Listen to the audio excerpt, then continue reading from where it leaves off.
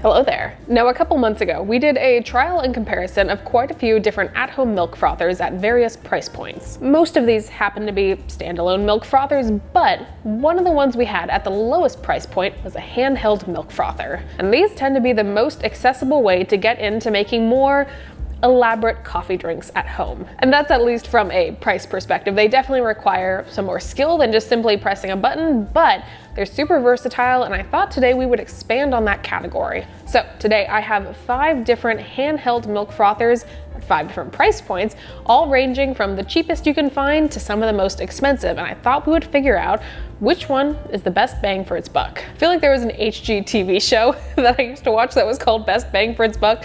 I might be misremembering that, but I just had like an intense flashback there. Today we're gonna be starting at under $5, and we're gonna be going all the way up to almost $60. Some of the things we're going to be looking for in our evaluations today is going to be the actual physical build of the hand frothers. So what material it's made out of, if it's ergonomical, if it feels good to use. Next thing we're of course going to be looking for is the actual function of the hand frother when actively frothing your milk. We're going to be looking at the kind of accessories and various doodads that these come with at their price points. And then lastly, we're going to be of course looking at overall experience. Is this like an all-encompassing sort of grade for how I feel about using said product? So those are the things we are going to be looking at. I have my frothers right here. I'm gonna get my milk. I'm gonna go get my milk warmed up. I'll see you soon. I want to give a huge thank you to Trade Coffee for sponsoring today's video. If you've been wanting to explore different types of coffees but are overwhelmed with where to start, Trade is the way to go. Trade Coffee is a coffee subscription service that makes it easy to discover new coffees and get inspired to make your best cup at home every day. Trade partners with the nation's top-rated independent roasters and sends you the best quality coffee you can get. And whether you know what you like or are new to specialty coffee, Trade has you covered. It's perfect for trying new and exciting coffees, or is a great fit if you're the type of person who always finds themselves running out of coffee every week. This month, Trade sent me a washed Ethiopian coffee from Bean & Bean, a mother-daughter coffee company out of New York City that I've been a fan of for a long time. This coffee is the heirloom variety and has notes of jasmine, honey, and lemon. But again, if this particular profile isn't up your alley, you can explore the world of flavor that Trade offers with over 450 unique coffees to choose from. So if you're ready to get started, right now Trade is offering my subscribers a free bag of coffee with any subscription purchase at drinktrade.com/MDC. That's drinktrade.com/MDC for a free bag of coffee with any subscription purchase. Welcome back. Starting on the lowest end of our spectrum, we have our first milk frother right here. Very exciting. Now this is pretty much the cheapest milk frother that I could find. This comes in at $4.49, so very affordable here. Now this one, I gotta say, is about what you pay for. This is a very generic, a very just standard milk frother. I have seen similar ones for the same price point at IKEA. It is as basic as you can get, but it doesn't work. Now this one happens to be battery powered, and there are no doodads included. We have no case, no additional screen heads or anything like that. This is what you get. Now the build of the body is pretty much entirely plastic, and then of course the frother itself is metal. There's not really much you can do with the body of it. It's pretty one-dimensional. You have an area for your batteries.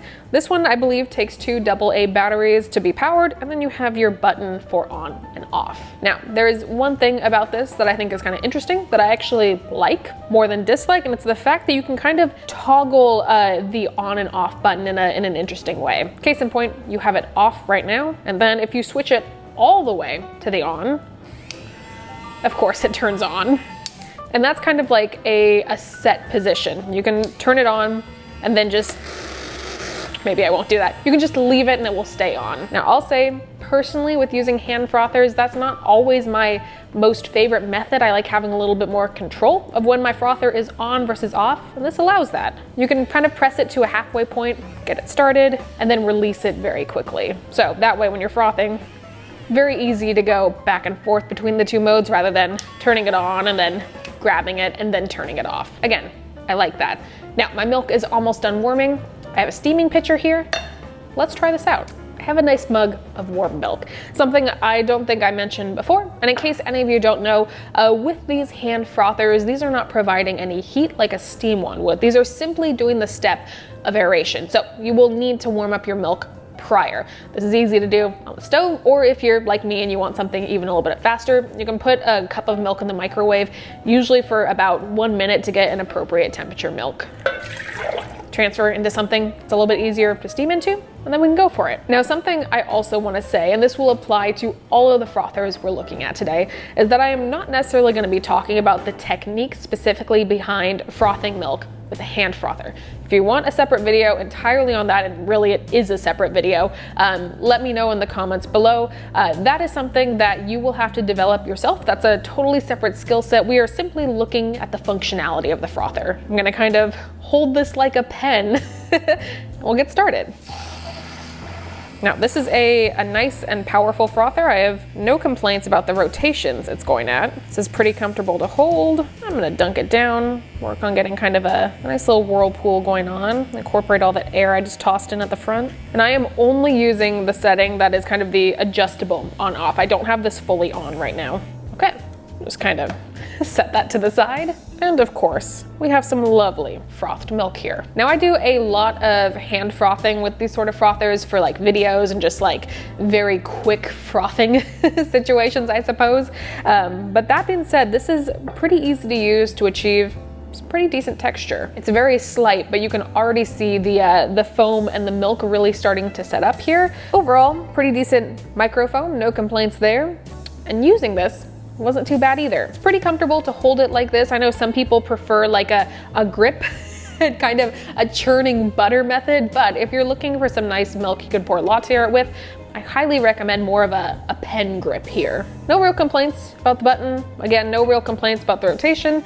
It could always feel nicer, but again, this was under $5, so for what it cost, this went okay. Now, we don't really have anything to compare it against yet, so I'm gonna give this a pretty good out of 10.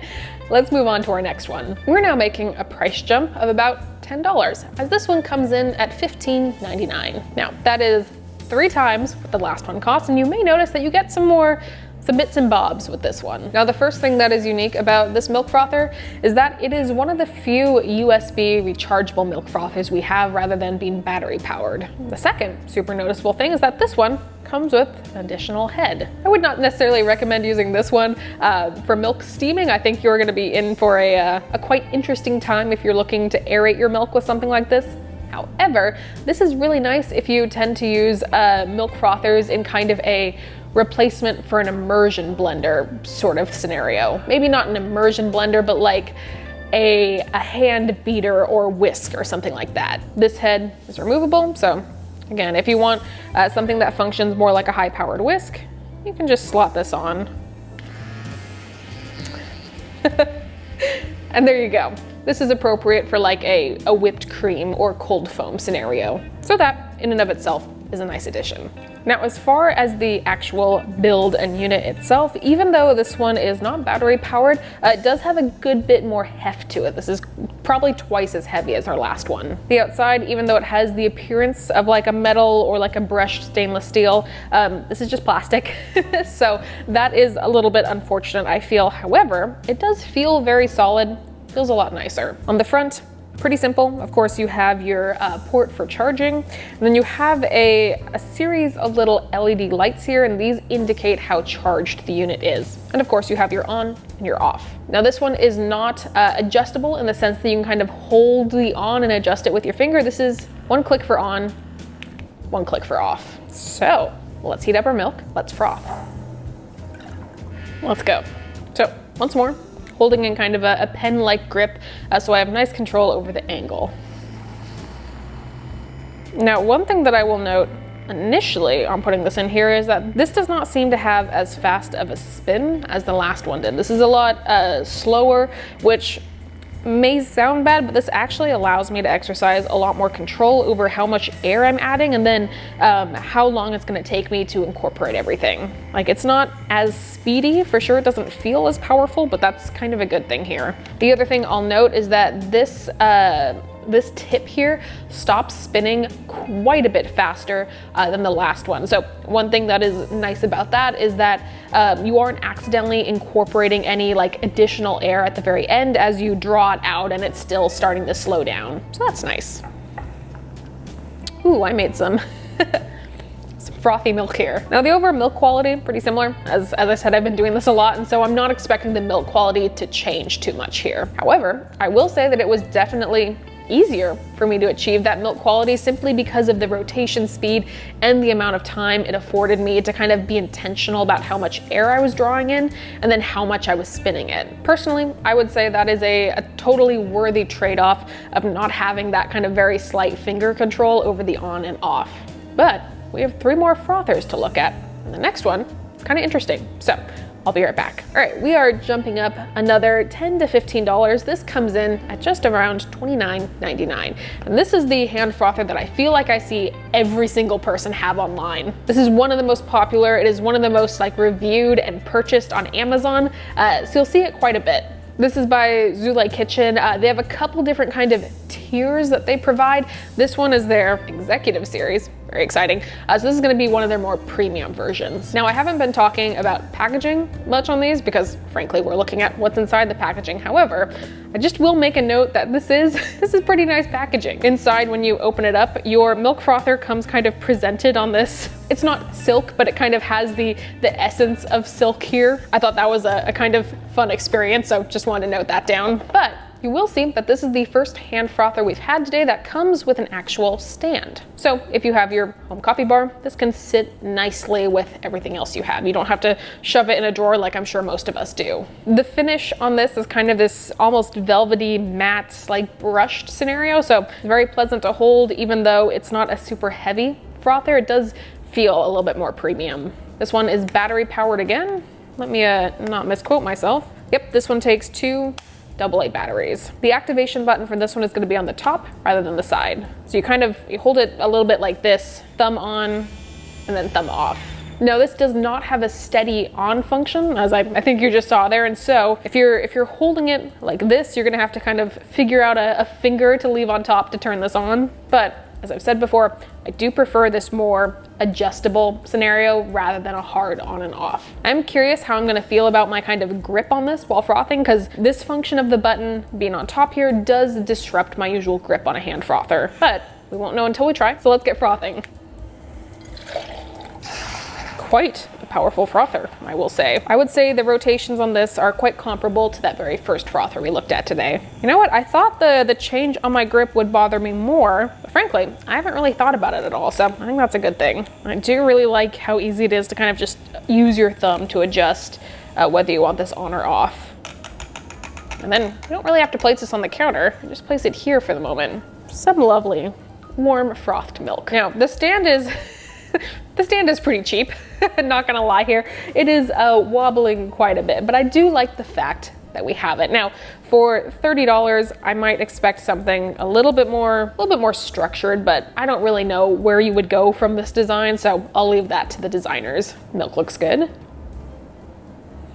I mean, it sure is steamed milk. Overall, I would say that is a perfectly pleasant experience. I think it's pretty clear why this is one of the most popular. I think it's very easy to use, it's very intuitive, and it looks pretty nice. I would say some of these have not looked as nice. I think this aesthetically appeals to a lot of people, and I get why that's a big draw. Okay, let's move on to our next one. We really are moving up in increments of 10 today because this one comes in at $39.99. The Milk und Sausenaufschaumer. My German is very rusty. I can read it pretty well, but speaking it is pretty hard nowadays. Now, I would say this one is where we really step into kind of premium milk frother territory. I'm gonna set this to the side because this one doesn't really come with any doodads. All the doodads we have here are already out. I talked about earlier how I thought the stand on the last one wasn't super, it's a little bit wobbly, is what I was trying to say. This one kind of fixes that. Now, it definitely doesn't feel as secure, I suppose, simply because the frother has just been kind of smacked right there, but really, this one's a whole lot more stable than that last one was. Now, I will also note that this is the first one we've seen so far that comes with a cover for the frother. So not only do we have a stand, but we also have a little protective unit. Now, this one is made using stainless steel. This one feels very luxurious. This is definitely the heaviest, this is definitely the nicest, literal build we've had so far. It's a very beautiful hand frother. Everything about it is very nice, from kind of the curve of this little end right here, just to how it's shaped. It's simplistic, but it's It's a classic. Now this is similar to the last model in the sense that it is battery powered, and then the activation button is going to be on the top here. This is the first one that hasn't had the activation button like labeled at all. It's a little bit like just press things and figure out what turns it on. But the top, oh, it even sounds nice. I just like, I like using this one. Well, instead of me just playing with it forever, as I am liable to do here, let's get our milk warmed up. Let's actually steam with it. While I do that, I'm just gonna set that to the side like that. Let's get started. I would say the speed of the rotations on this one are about medium. They're definitely somewhere in the middle here. Not as slow as that second one we tried, but not quite as powerful as any of the first one or the, I guess, third one that we looked at today. Keep forgetting we're at number 4 already. But what that means is I do get slightly more kind of control over my aeration than I do with some of the faster ones. Although that also means that this process takes a little bit longer. I don't want to put that immediately back in the case as this needs to be washed. So this is kind of nice in the sense that you can just kind of like set it up and then clean it at a later point. It's so sad to froth all of this milk and yet have no espresso to go with it. The urge to just drink it also exists. Just holding a cup makes me want to have a sip from it. This really is a blend of, I think, the last 2 frothers that we looked at. This one has that slightly slower rotation that allows you a little bit more control, but it also has the button on top, which forces you to kind of make a slight adjustment on your grip. Now, I did experience one thing while using this that I want to check with some of our last frothers. Ooh, that is what I felt. Now, as you can see from that lineup that I just did, this one is significantly smaller / shorter than any of the other milk frothers we have tried today. And I experienced that a little bit with the taller pitcher that I have. Now, I am of course using a larger pitcher, but I'm steaming an appropriate amount of milk for like a 12-ounce drink. Like it's not a crazy amount of milk I'm working with here. However, it was pretty hard to kind of froth comfortably from the standpoint of like my hand was very, very close, if not bumping the edge of the pitcher multiple times. It's not so much a problem when you're near the top of the milk and you're pulling in air, but then as you press down to the bottom to kind of search out that whirlpool, the edge of the frother is kind of getting in there and it kind of hinders some of the more natural movement you would find with a steam wand. Now, of course, if you're using a smaller pitcher, that kind of fixes all of your problems. However, if you're using a larger pitcher, that's something to be aware of. Okie dokie, we have one more hand frother to look at. Let me go get some fresh milk and we'll continue. If you are coming to this video specifically from the specialty coffee world, you probably recognize this last one, or perhaps you were even waiting for it. This is the Nano Foamer, and it's kind of considered the premium standard of hand frothers in the specialty coffee space. This one comes in at our most expensive at right around $57. This is the V2, although this is the most expensive of their versions. I believe there are a couple that are a little bit more affordable than this one, but this is the premium option right here. Already you'll notice on the packaging, this is very specifically geared towards more specialty coffee, like coffee hobbyist folks. And as noted on the back, we do have some doodads to get into. So these are the primary components that come with your Nano Foamer. You have the actual frother itself. You have, again, a case.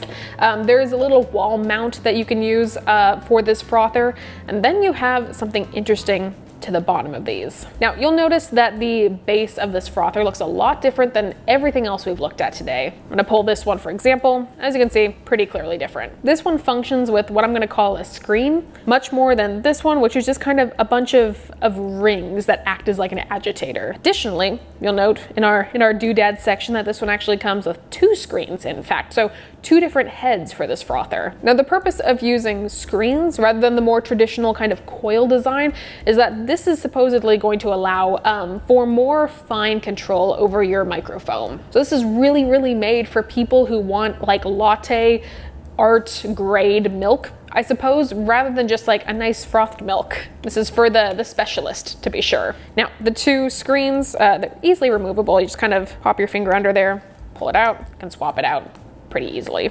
Now the two screens are of different sizes. I'm curious if you'll actually be able to see. I don't know if my camera is going to be able to pick it up, but this screen over here has a larger hole size than this screen over here. So what they classify this is the fine screen and then the extra fine screen. Curiously enough, I have actually looked at the, I believe, V1 of this project many years ago, back when I was originally starting out my YouTube channel. They messaged me and asked if I wanted to try and review it, and I said yes. And so I looked at the V1, but this is my actual first time using the V2. It's been quite a long time. I happen to know just from using this a long time ago that I tend to prefer the fine screen versus the very fine screen, so that's what we're going to be going with today, but very much up to personal preference and what you are doing with your milk. This is the other hand frother that we are looking at today that is chargeable. This is Type C chargeable. It is not battery powered. We have some little LED lights here that are going to indicate charge once we turn this on, and then we have our activation button, which is located here at the bottom rather than at the top. Now this frother is also unique in the sense that it has modes. Essentially, it has 2 modes, so not a ton, but definitely more control than any of the others have allowed us. So 1 click turns it on, start spinning. 2nd click takes it down to about half speed.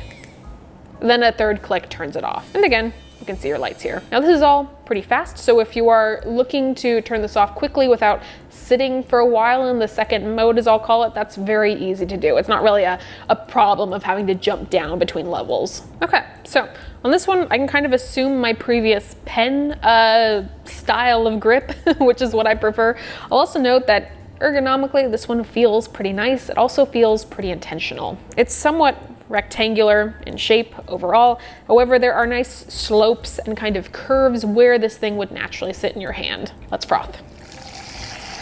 The actual function of steaming with this one is pretty similar to all the other ones. So even though that head shape is different in the sense that it is a screen rather than a coil, the movements and like actions here don't change that much. Definitely takes a little bit more getting used to, but already when you use this, you can see that humongous bubbles aren't being introduced for you to then have to break down. It's introducing nice fine bubbles, and it's allowing for a lot more swirling than any of the other models that we looked at. This is a little bit more like nitty gritty, like barista milk steaming preferences. And again, this is like topics for a totally different video, but just some things to note, especially if you were like a home barista hobbyist or whatnot. Okay, now I don't have a lot of use for the 2nd function right now, so we'll just go on and off. To quote Lance Hedrick, this is some silky milky right here. It's just really nice milk. I will say, from a professional barista standpoint, this thing is nice for creating what you would get in a cafe. Well, now I suppose we do need to decide which one is the best bang for its buck. So let's pull everything out and do a final review. Just as a reminder, over our price points, we have $4.49 right here at the cheapest. We have $15.99. We have $29.99, $39.95, and $57. Now, to be totally clear, all of these do the same thing. All of these are adding milk and then spinning that milk around in order to create something that is similar to the texture of a latte. If you are a skilled enough barista, if you put in enough practice, you can likely achieve similar results with all of these. However, if that's not something that you have already put time into or are not interested in putting time into, I do think there are specific ones here that will kind of give you a leg up and will enable you to create a good result in a pretty easy fashion. I think if you are looking for something that functions well and is pretty affordable, all things considered, and you are kind of a beginner, I think looking at something like this is a very good option. Again, this one was sitting right around $15. It's nice and long, which enables it to reach into pretty much any size pitcher. The rotations aren't crazy, so it's pretty easy to control. And additionally, it is chargeable, which I do like in a milk frother. This one doesn't come with any of the premium bits like stands or covers or anything like that, but for $15, I think this one is a pretty good option. Now, I would be remiss if I didn't talk to a more premium option, and I do truly think that the Nano Foamer is one of the best like hand frothers on the market. However, I will admit that it is very much for the more seasoned home barista or even professional barista. With the use of screens, air is introduced in a much different rate, and it requires a lot more of that kind of like intuitive knowledge that comes from steaming milk. So while I do think this does create a much higher quality milk and has a much broader range in the type of milk it can create, I do think it is a little less accessible from like an experience standpoint. And additionally, the cost is pretty high, but that being said, it does come with quite a bit that I think justifies that cost very well. And I will say, as much as I do love this this large metal tube of a milk frother, I think for a couple of reasons it isn't in my top recommendations. The first of all being the fact that this is a much smaller milk frother that really limits you on pitcher size. Now, I still love how this feels. I love how it functions. I like what it comes with. But that being said, if it was a little bit longer, it might have made this list. However, for now, it will just stay in my drawer. Beginner version and a more premium version. I think these are my two favorites. Now, I will link everything we try here today down in the description below. None of these are gonna be affiliate links. These are just for your own information or investigation if you would like that. Again, a huge thank you to Trade for sponsoring today's video. And I'm very excited to go brew some of their coffee and use the nanofoamer to make some nice milk to pair with it. As usual, my name is Morgan. You can find me here on YouTube once a week plus shorts, or you can find me on TikTok or Instagram almost every single day. This was quite fun. It's been a while since we've done a compare and contrast. I hope you learned something, and I'll see you all next time. I unfortunately have no beverage to walk away with, so I'll take these. Bye, everyone.